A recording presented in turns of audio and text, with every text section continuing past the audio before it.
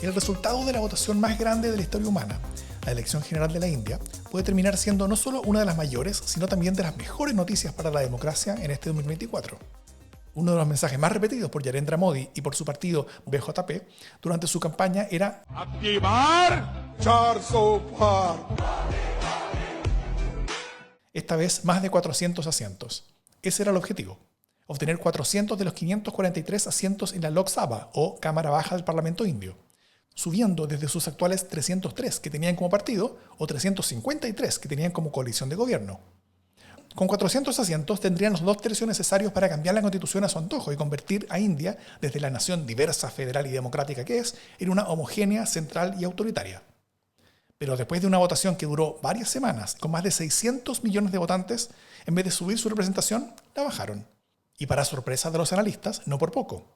El BJP perdió la mayoría que tenía, bajando de 303 a 240 asientos en el Parlamento, logrando solo 293 como coalición. Como lo analizamos en un capítulo anterior sobre los paralelos entre las elecciones de India y México, un avance de Modi implicaba un enorme riesgo de aceleración del deterioro democrático que ha vivido el país por una década, con progresiva cooptación del poder judicial, de la prensa y de ataques a la oposición.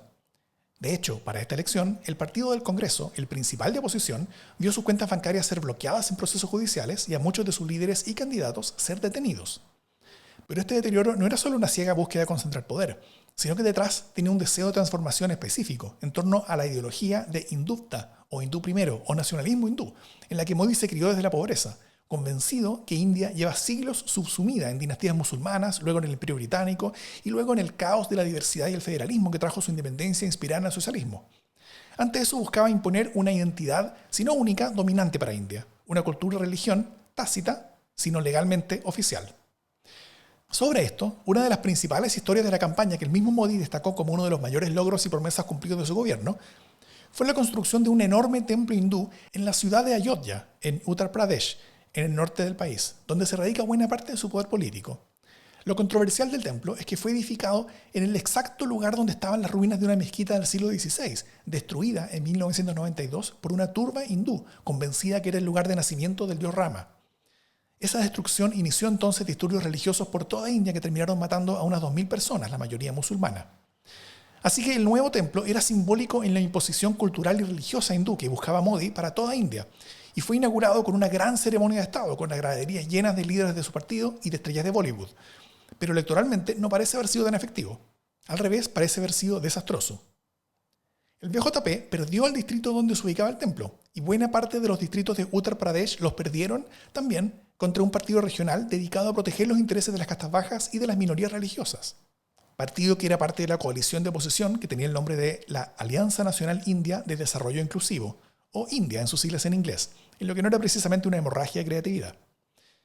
La oposición de la India, llamada India, en contraposición a la guerra cultural y a la hostilidad de identidad de Modi, propuso una agenda basada en el desarrollo económico, el empleo y las necesidades básicas de las personas. Y parece haber sido una agenda exitosa en una nación donde hay un fuerte crecimiento económico, pero con un enorme desempleo y alta inflación. Sobre Modi, su liderazgo quedó en duda. Lo más probable es que siga como primer ministro en este nuevo periodo, pero será mucho más difícil que lo siga haciendo después. Su crecimiento, que parecía imparable, fue detenido. Y sus objetivos de una India gobernada autoritariamente por las ideas del Hindutva fueron relegados.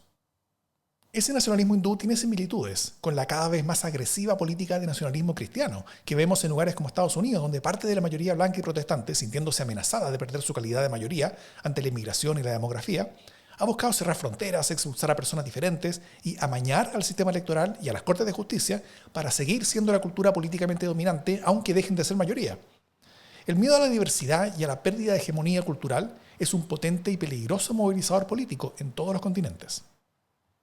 Una importante diferencia que sí hay con el nacionalismo cristiano que hoy apoya a Donald Trump es que en la India nadie salió a negar los resultados electorales, ni a acusar fraude generalizado, ni a tomarse el parlamento.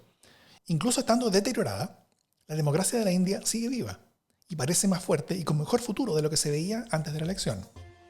Para ser la mayor nación del mundo, compleja, diversa y en desarrollo, esta noticia por sí sola deja a este año D, al menos por ahora, en cuentas alegres.